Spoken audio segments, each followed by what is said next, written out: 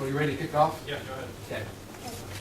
This will look familiar to you, but not as long as last week, because we got through the Spring Valley study background last time, so no need to go through that again. So there's really just kind of a handful of slides. As you know, the area under consideration this evening is what we're calling the West Spring Valley Corridor, founded on the west by Coit Road, on the south by Spring Valley, and on the east by Central Expressway. And we use the single-family neighborhood generally as the northern border, 188 acres approximately in total.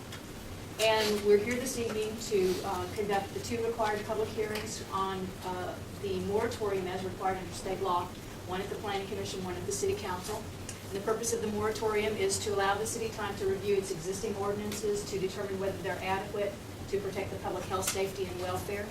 And it's the responsibility and authorization of the city to provide for orderly development, to promote sustainability, social equity, economic development, environmental stewardship, to deter urban sprawl and decay, and to enhance the quality of existing structures, properties, property values, and life in general.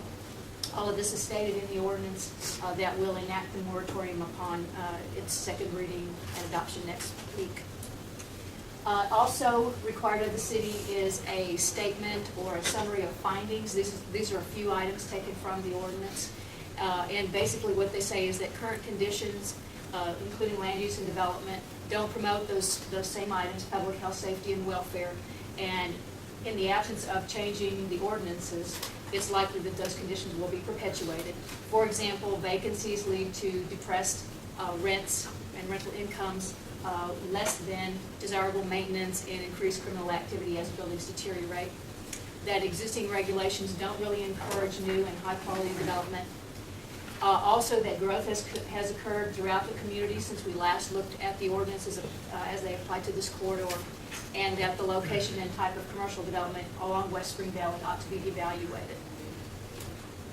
In addition, as you know, we spent about 15 months on a study, and it includes a number of objectives, including that we would like to change the perception of the corridor in the broader regard in order to attract new development, that we feel like the retail offerings in the area should be diversified, that we would like to provide opportunities for more residential and mixed-use environments, and that we would like to better coordinate the development that occurs in the area, not only within the corridor, but into the neighborhood as well. The moratorium will apply to commercial land development only, and the definitions that are contained in the statute define commercial property as property zoned for or otherwise authorized for use other than, so excluding, single-family, multifamily, heavy industrial, or a quarry.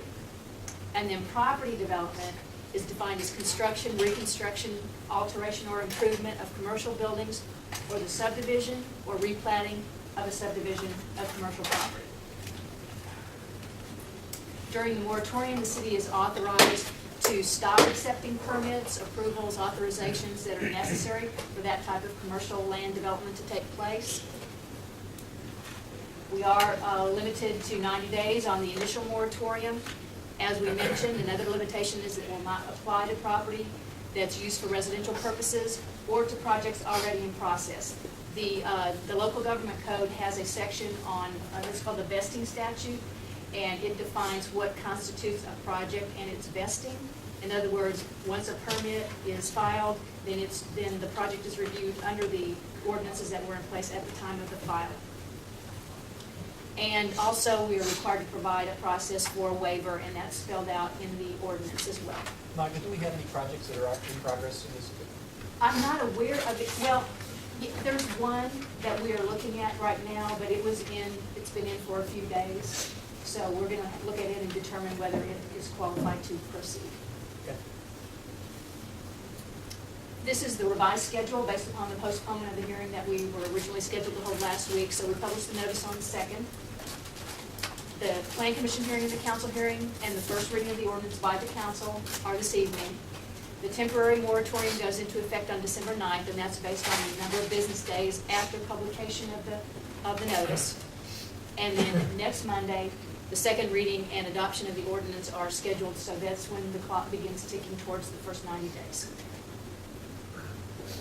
Are there any questions? I have a clarification question. You talked about when Mr. Hammond asked about do we have any process. What does the statute say about when they filed that application versus when the ordinance actually takes into effect? Is it still possible for us to stop that application or put it on hold or whatever Well, we call it? Or you're not allowed to delay a project that, was filed under the previous ordinance. prior to Yeah, adoption like- of this ordinance? Yeah, one thing I have to do is I have to look at each particular case on a case-by-case basis to see when the first permit. The idea is that when they file the first application for the first permit in the series of permits for whatever the project is, they're locked in, regardless of whether they have a moratorium or not. They're locked into the regulations they have effect on that date. But then the project may become dormant, they may not proceed with it, or it may be they may pursue a different project than they originally applied for. So they have to look at a case-by-case basis. But if somebody's got a plat approved, got zoning approved, and they submitted an application for a site plan, for example, then they would be subject to whatever regulations were in effect prior to the moratorium, so they can finish that project out. So if somebody comes in and files a zoning application before the temporary moratorium goes into effect, they would be able to carry that forward. Right, I understand that. I guess on this one that we're not sure of, obviously don't know where they are in the process. We'll just have to look at it, we don't know. We go back to the purpose slide, the first one. The determination of the overall first key thing there, to allow the city time to review existing ordinance and determine whether they're adequate to protect public health, safety, and welfare. Has that been accomplished already? Well, the moratorium is not in effect yet, so we use the period of the moratorium to make that determination and then to change ordinances that we feel like they are not adequate. The reason I asked the question, because a few slides later, it almost appears that that's been accomplished already. Well, I think there are a number of objectives that are contained in that study that we are unlikely to be able to achieve Right. under existing ordinances, Right. but I can't tell you to what extent. Go down about 3 slides. Let's see, maybe that would head back. See, like when you say current conditions, including land use and zone, do not promote public health, safety, it appears that that's already accomplished. Is that correct or not? Well, I think it's clear that there are current conditions down there that are leading to lack of maintenance, depressed rental income, so, but there'll still be a study done or that, something? well, And that is such a broad. Yeah, that's what you'll do and not the council will do in looking at suggested changes to the subdivision ordinance and to the zoning regulations. That's part of what you'll do is right now, there's a belief that the regulations that we have in effect are inadequate to deal with the urban sprawl that's coming from Dallas and the conditions down there. And so one of the purposes of the moratoriums is to take time out so that you'll have an opportunity to study the regulations to see if there are changes that should be made or new regulations adopted to deal with the urban decay and other conditions. So what you're saying is within the next 90 days, we'll be doing just that? For the next 90 days, I would assume so, that the Plan Commission and the City Council will be considering recommendations from consultants that the city has hired or will hire to come in with recommended changes to the basically development regulations. That's fine. I don't want them to find out. The thing that concerned me most was when we first got into this, there was this urgency, and I can understand the urgency, okay? Anytime I see an urgency, I think of something being tried to be passed over or, some devious activity. Well, as you know, any changes in the zoning and development subdivision ordinance are going to come through you anyway, so you know you're part of the process. Well, anything that's rushed, and this appeared to be rushed when we first heard about it, so. We did this when we adopted this sexually oriented business Correct. plan, right? Correct. There Yes, was nothing correct. on the books, and so this gave us an opportunity to Right. define some ordinances. And this was a little bit different, but. The addition to the timeout. We basically had, Yes. and that's what I wanted to ask, and there was no moratorium involved with 2 other situations, and that being the Brick Road thing. There was some, when that area was first put in place, there was restrictions placed on some of the businesses west of the rail line at Spring Valley. And also when we were into Arapahoe station. It was primarily stalled because of the effect on Venahud. But there was no moratorium, and if somebody can explain the difference in the two, I'd like to hear it. Well, they were smaller areas for one thing. Yes, I understand that. And the other is that you had owner initiated zoning. When you kept talking about Brick Road, that was a development that the developers. Actually, we initiated. Well, they initiated, but that's what they wanted to do out there, so that was, I guess, kind of a joint project for lack of a better term. But here it's entirely different, because you have an area of town that needs to be addressed, and the city's already conducted a study, which has come up with some plans and some projects that will better that area of town. And now we need to determine what regulations we need to have in order to bring that into effect. Okay. And what we don't want to happen is for 20 people to come and develop something during this time that we're trying to figure out what the best thing to do there. I understand that. I understand all of that. Okay. Absolutely do. Is one of the differences is that in the Spring Valley area, there are a lot more owners? There are quite a few more owners, yes. At Brick Row specifically, there was one person trying to acquire all of the property. And that PD was not only for Brick Row, but Brick Row was the first major thing that happened there. And, you know, we brought an ordinance forward in the first place. We don't have an ordinance to bring to you now. Okay. And that's what we need to work on. And it included all the businesses west of Yes, the Spring Valley Station, a number of, a number of them, yeah. I think it included all the way over to the access road, did it not? no, not quite. Not quite, okay. But there's a number of property owners in that location too, so.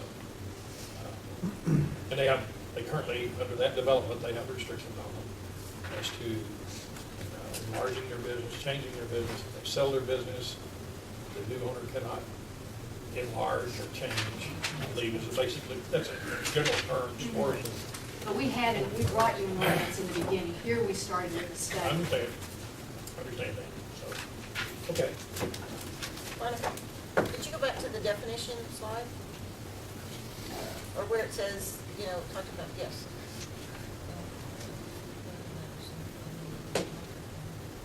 Okay, so, I'm looking at the commercial property definition. So if, for instance, an apartment developer comes in, they can develop, we have no control over that, is that correct? They can develop under existing ordinances. Okay. Okay, thank you. And those are the constraints that are set out in state law. Right. Because that's one of the issues with the whole Spring Valley is the apartment Right. complexes a lot. Understand. Yeah. Understand. I can't speak for the city council, but if the state law had authorized a residential moratorium as well, I think we would prefer to have a moratorium over all developing there while we figure out what's the best development down there. But this is the best we can do is to put a timeout on commercial development.